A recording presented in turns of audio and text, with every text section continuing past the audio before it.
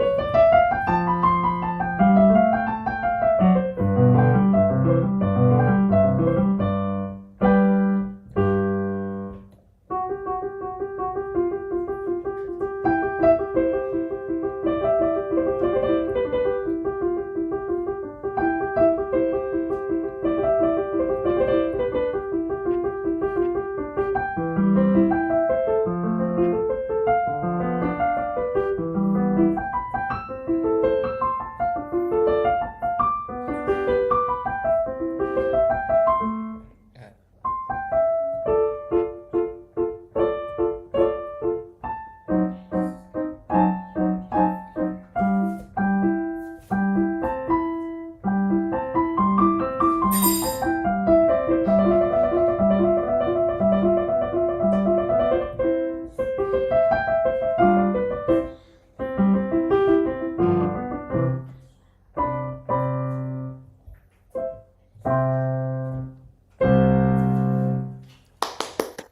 Oh, I like how you committed to that ending. Good. Nice. Got it in the end. Nice. Well done, Shritan. This is really becoming a lot more polished, huh? Yeah. Yeah. What are your thoughts on this performance? Overall, pretty good. It's just the memory. It wasn't too great close to the end. That's okay. That's okay. I think one of the things that you can do as you play is just slow down your thinking, Mm-hmm. because I know you're thinking overtime, like to try and get all those notes under your fingers and to get what's coming up next. Uh, Memorize two measures at a time. Mm-hmm. Yeah, just practice that there, and that'll allow you to easily flow from one collection of notes to the next. Yeah. I thought though that you were pretty calm throughout the performance. You know, you've got a good handle on the notes, you got a good handle on the rhythm. You were consistent the whole way through with the pulse. What do you think would be the next thing, other than memory? What do you think the next thing is for you to start getting under your fingers? Um, when I did this performance, I don't think I did as much dynamics as I did on my recording, Hmm. and also there were just some parts that felt a little too blended together. Hmm. Like in some of my scales, I feel like the notes didn't feel separate. Yeah, yeah. So this is where you can, I think the use of dynamics, but also playing slightly slower to give your fingers enough time to really lift. Mm-hmm. You could exaggerate the lifting of the fingers as well. That'll give you some more independence. Yeah. Mm-hmm. But yeah, so I think for now, what you can do is start playing with a little bit more dynamics, like you did in the recording, but Yeah. also at a slightly slower speed. Slow down your thinking, right? So that you know what comes next. Gives your mind time to adjust to what's going to come next, and then perhaps just a little more finger movement, lifting your fingers when you play these scales, so that you can hear all the notes more individually. Okay. Mm-hmm. Yeah. Great, Shritan. All right. We should come back soon. Come back in another week. You'll be 200% by then. Okay. Good. All right. Well done. Isha, did you have some thoughts for Shritan at all on his performance? Um, I think it was pretty good. Like it was Yep. very consistent. But yeah, Yeah. that's it. Think so too, right? It's one of the things we want, especially with classical music. Yeah.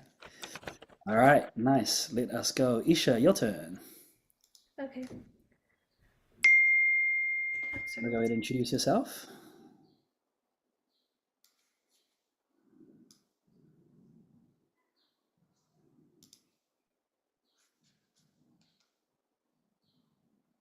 Sorry. My name is Isha. I'm gonna be playing Sonatina in C by Clemens.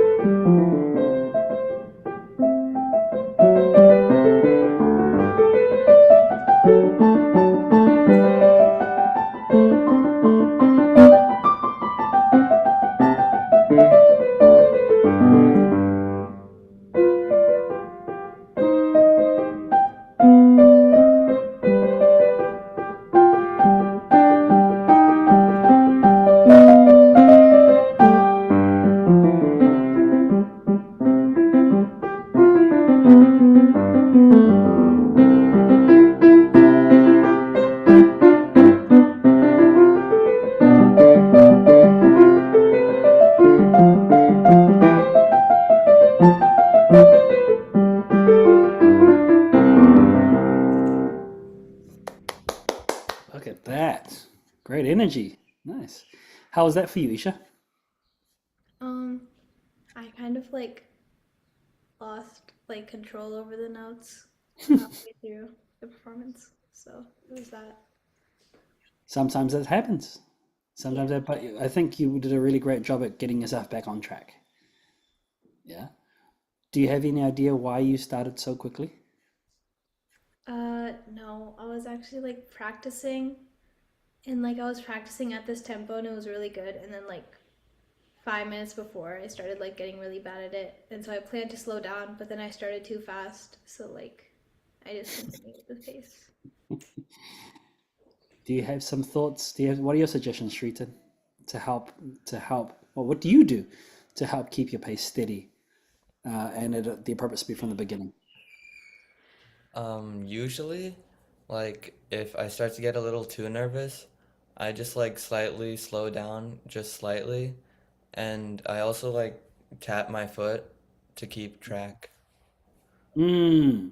I think the tapping the foot really works, but um, you want to see if you can get that pulse, that tapping of the foot before you start, Isha. That's one of the things. Yeah, I do like Shrutin's idea. Tap your foot, or just tap your, or just nod for now, something physical. Later on, you won't need to do it, but just for now, so that you can. You imagine if you were conducting a band, right? A marching band. As the conductor, go 1, 2, 3, 4. bum, bum, bum, bum, bum, bum. Same thing you have to do with yourself. Yeah. All right. But I thought in general, aside from some of the parts that were rushing, I thought that was a really energetic performance. Your hands will be able to get to that speed. Your fingers, you're not far off. You just need to double check your fingering and just the hand positions, knowing exactly where you have to head to from note to note. Yeah. Then just like what Shritan was talking about earlier of dynamics, take a little bit more time now to really focus on the dynamic range for this piece. Yeah. Cool. Good. Is this by memory? No, but I could perform it from memory. I mean, I memorized it, but my It would teacher- be it would be interesting to hear you play this by memory to see what happens. Yeah. maybe. And whether by playing it by memory you're able to control the tempo even more. Yeah. So give that a try later on today, and then come back again to next week and redo it. See what happens if you have more control over that speed and dynamic range. Okay. All right. Well, that brings us to the end. Thank you so much for playing. Keep listening to this recording though, both of you, so that you can figure out what to do next in terms of growth. Okay. Have Thank a you. wonderful evening.